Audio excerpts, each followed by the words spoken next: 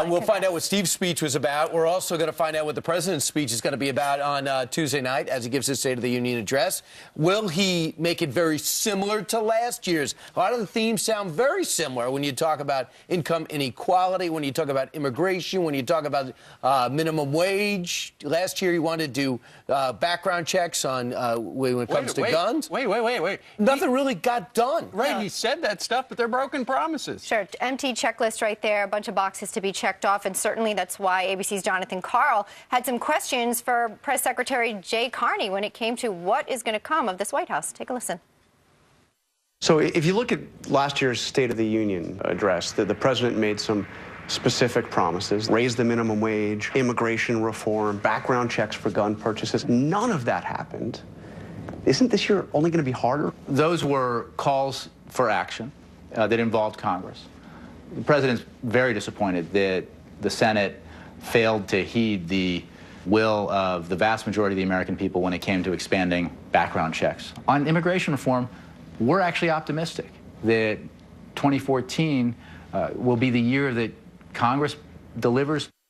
Yeah, well, good luck. When you look at 2013, though, the president had an awful year, a lost year. Remember, he presided over the abysmal rollout of the Affordable Care Act. They had the biggest national security leak in history on his watch. Also, the first successful terrorist bombing in the United States since 9/11 up in Boston at the Marathon. And by the end of the year, if you looked at the polls, a majority of Americans were questioning the president's very competence. So will 2014 be better than 2013? The White House sure hopes so, because you can't go much lower than they did last year. All true. And, Steve, the question is, when it comes to Obamacare, people say, well, it got passed in 2010. But you didn't really see anything in Obamacare out there until after the election was over. And we saw the abysmal rollout that actually swamped the government shutdown, which we thought was going to be the big story of the year. And the question comes up right now. As a leader, you make mistakes. As a leader, sometimes the ball gets dropped. If you take responsibility of it in the fall, shouldn't you do it, shouldn't you apologize for it in the winter if you want things to change? Senator Ted Cruz on that. One of the things President Obama really ought to do is look in the TV camera and say to the over 5 million Americans all across this country who've had their health insurance canceled because of Obamacare, to look in the camera and say, I'm sorry. That would be fantastic, because a lot of people are really angry at the president for that. I know a lot of the time yesterday during his appearance on Face the Nation, Bob Schieffer was trying to get him to take responsibility for the government shutdown, which was a big, stupid idea. You could tell in the tone of Mr. Schieffer.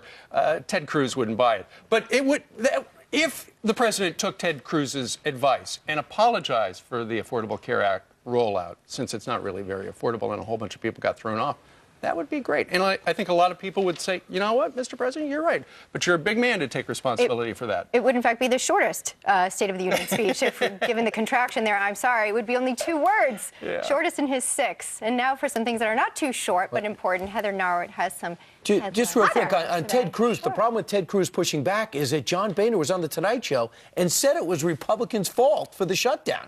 So anyone who says, well, it wasn't the Republicans' fault, or it might have been the Republicans' fault, or it's the Democrats' fault, or I blame the president, the Speaker of the House threw that in the street to Jay Leno. But ultimately, the promise was made by our president that he would bring the 2 parties together, right, and not have to use the pen and phone. We were children then. In 2008, we were naive kids. So but that was then. So naive to believe that could happen. And this was now. Anyway, what